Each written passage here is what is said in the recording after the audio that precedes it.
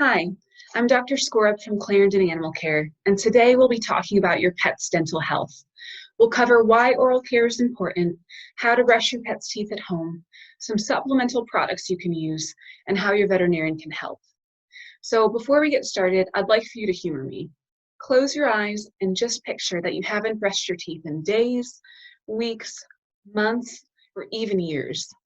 Just imagine how your teeth would look, how they would smell, how they would taste.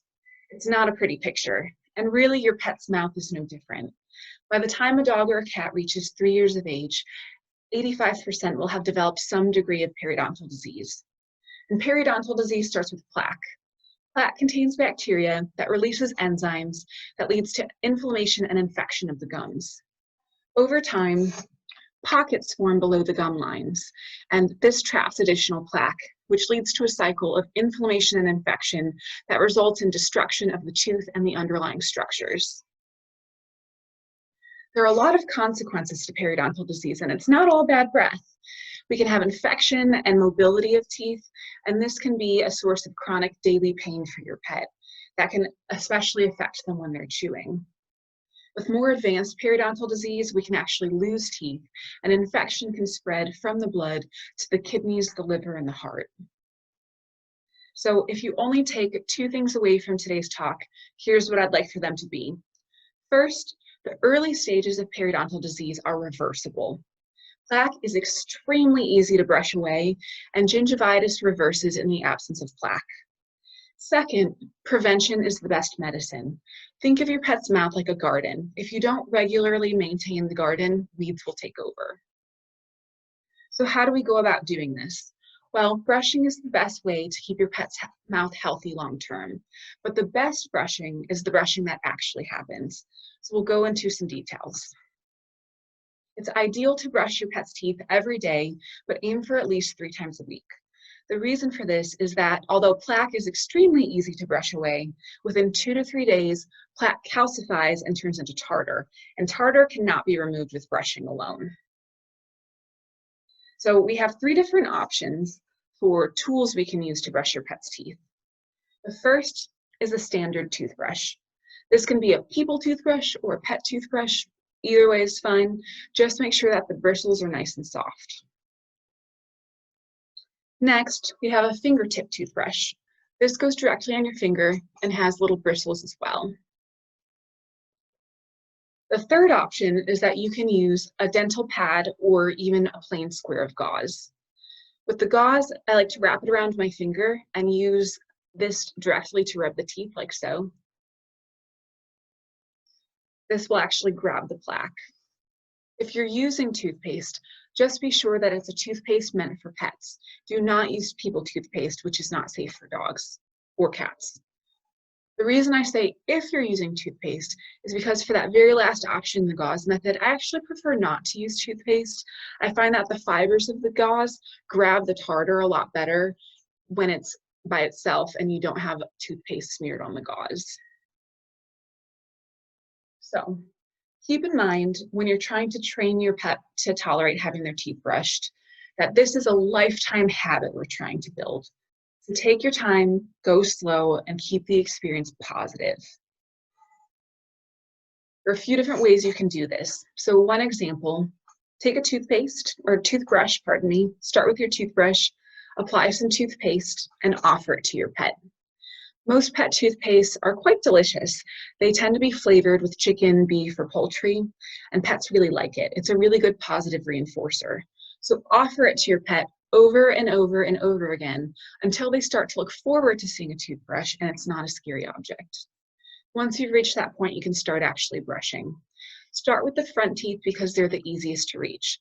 Gently lift the lip and brush for just a couple of seconds. Work up over time. So start with just a few seconds, maybe even just a single tooth, and then try to get more of the front teeth. Once you and your pet feel comfortable with the front teeth, you can move on to the back teeth. And one thing I see pretty often is people are tempted to pry their pet's mouth open in order to reach the back teeth, but you really don't need to do that. All you have to do is hook your finger underneath the upper lip and lift gently, and you should be able to reach the back teeth. I'll show you. Hook, So you can tell my mouth was still closed, but you could see my back teeth. Again, be sure that you're going slow. We want this to be a decent experience for you both. It will probably take weeks, if not months, to fully train your pet to have their entire mouth brushed in a way that is enjoyable. And keep in mind that it's very common for pets to try to chew on the toothbrush as you're brushing. Try all three of those different methods. One might work better for your pet than the other, but keep in mind that some pets are just going to try to chew the toothbrush, and that's okay. Just relax, take a breath, and do your best. Some brushing is better than no brushing. It's not always possible to do it perfectly. So a common question is when to start brushing a pet's teeth. And the simple answer is as early as you can. It's best to start when pets are young and their teeth are healthy because we're aiming for maintenance and prevention. But if you have an older dog, that doesn't mean that you can't brush their teeth. There are just a few different things we need to keep in mind. Especially if they already have advanced periodontal disease, their teeth might be painful, and that's not a great time to start building the habit of brushing. If your pet has advanced periodontal disease, what you should do is schedule an appointment with your veterinarian so that they can address the current issue and get back down to a healthy baseline before you brush at home. If you have a young puppy, there's another step that you can take, and that's to focus on mouth handling. So get your puppy used to having his or her teeth, lips, gums touched and handled, and just generally having your fingers in their mouth.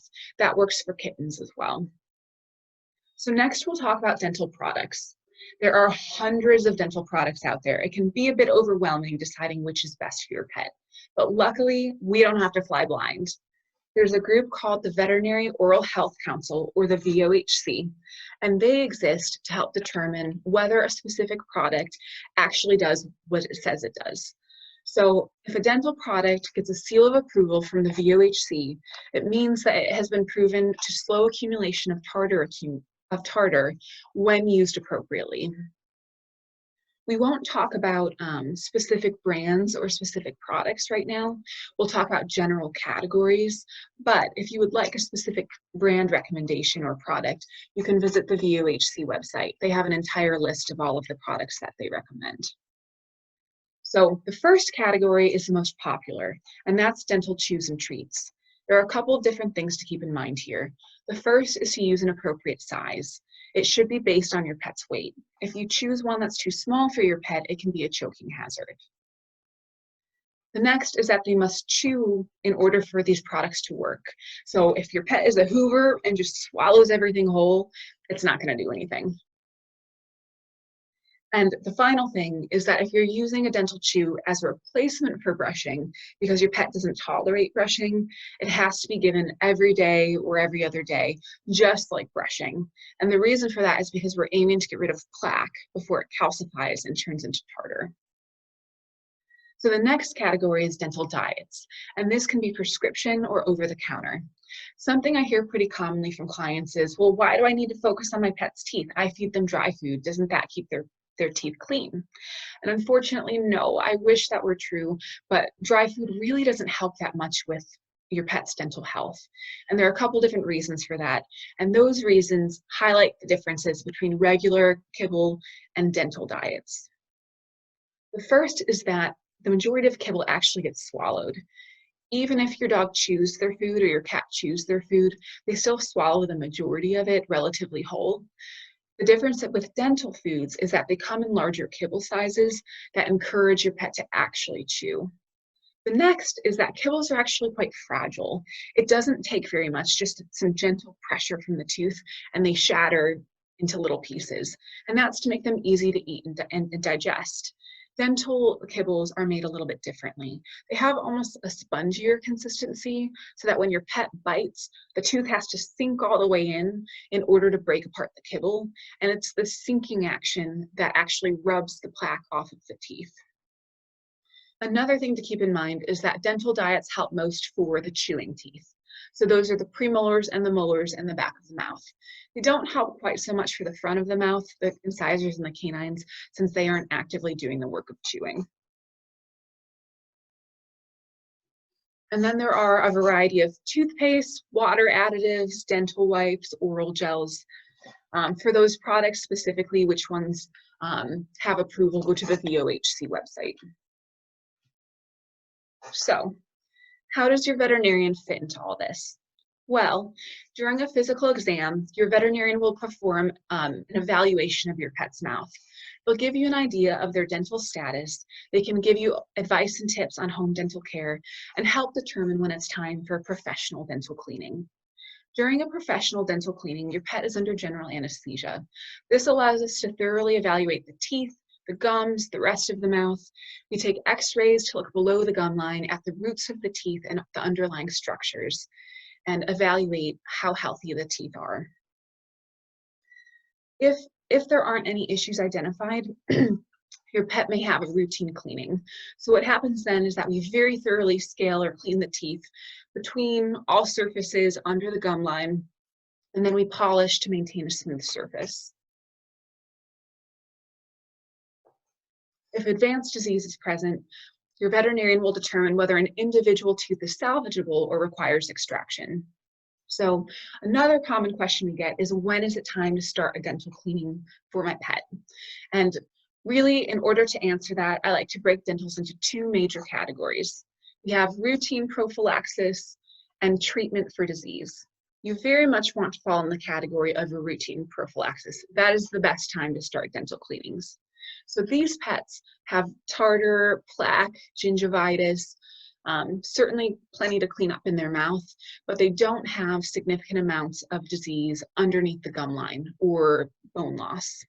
In these cases, they have what's called a routine cleaning, and this is a preventative cleaning. If your pet has more advanced disease, then your doctor will determine whether individual teeth are salvageable or require extractions or root planing or what additional treatments. In that category, procedures take longer and they have more cost associated with them. So, to summarize, your pet's dental health is extremely important. It's just as important for them as it is for you. Brushing is the best way to keep your pet's teeth healthy long term, but there are a variety of supplemental products that you can use in this endeavor. And then finally, your veterinarian is your partner. They're there to help make sure that your pet's teeth and the rest of them stay healthy long term. So be sure that you're scheduling regular visits with your veterinarian. All right, that's all I've got for you guys today. Thank you.